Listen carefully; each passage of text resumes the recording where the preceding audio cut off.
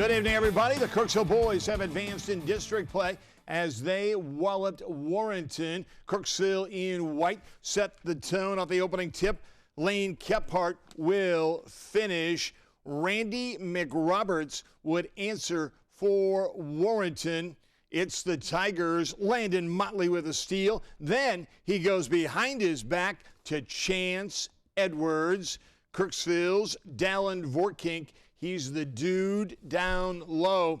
Kirksville walks the dog on Warrenton, 66-37. We play fast and want to get after it, you know, and our guys, I think they just feed off that. I think getting a few turnovers early, getting some layups, that helped them to adjust to what we were wanting to do and getting back in the rhythm of things. The Kirksville girls had trouble scoring against Fulton. Kirksville in white. The Tigers share the ball, and it's Sarah Lamp who would finish down low. Check out Nashayla Brandt. Nasty crossover. Then it's the floater. Second half action. Haley Simler will stroke the three for the Tigers. Kirksville had a chance when Mackenzie Beckley scores down low, but Kirksville didn't score a basket in the last 6 minutes. Fulton wins it 34-25. The Scotland County girls will face a tall New Franklin team Saturday in Moberly, and the Tigers are ready for the challenge. We know that there are some big girls on New Franklin, and we're just going to prepare and stay mentally focused. Our coach said that we need to play bigger than the game and not let the game play us. It's actually my 17th birthday on Saturday, so I'm definitely going to want to come in there and win because we're one game away from playing on the floor.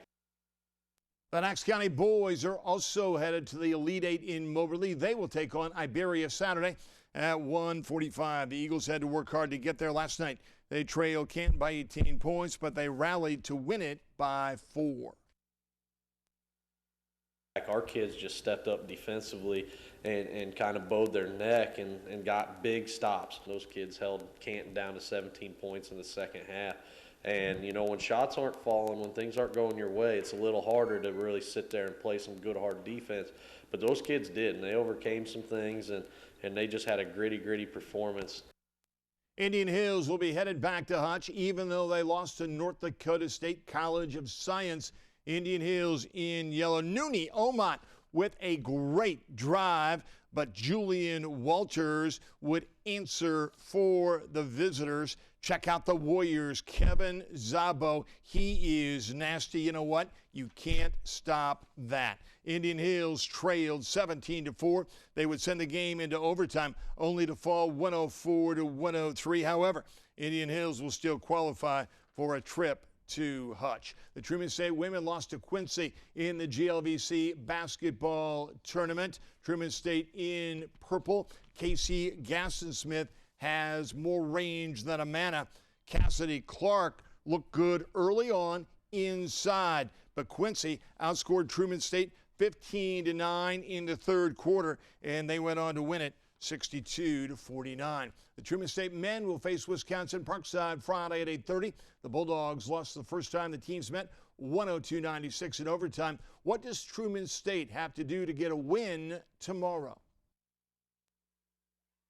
You kind of got to match their toughness, and whoever can, you know, be the toughest team and make the fewest mistakes and execute better is going to have a very good chance to win that game. You know, I'm just really proud of this group all year long. They're tough kids, and they really battle for each other and for their school, and I'm thankful that we get to go represent Truman down in St. Charles. Truman State has announced its 2016 football schedule. The Bulldogs have 6 home games. They open with Midwestern State of Texas on September 3rd. Then it's Malone, Lincoln, Indianapolis, William Jewell, and Quincy comes to town on October 29th in spring training baseball. The Cardinals beat the Marlins 4-3. The Royals lost to the Rangers 10-0. And the Cubs lost to the Brewers 2-1. Teresa's up next with final weather. Stay with us.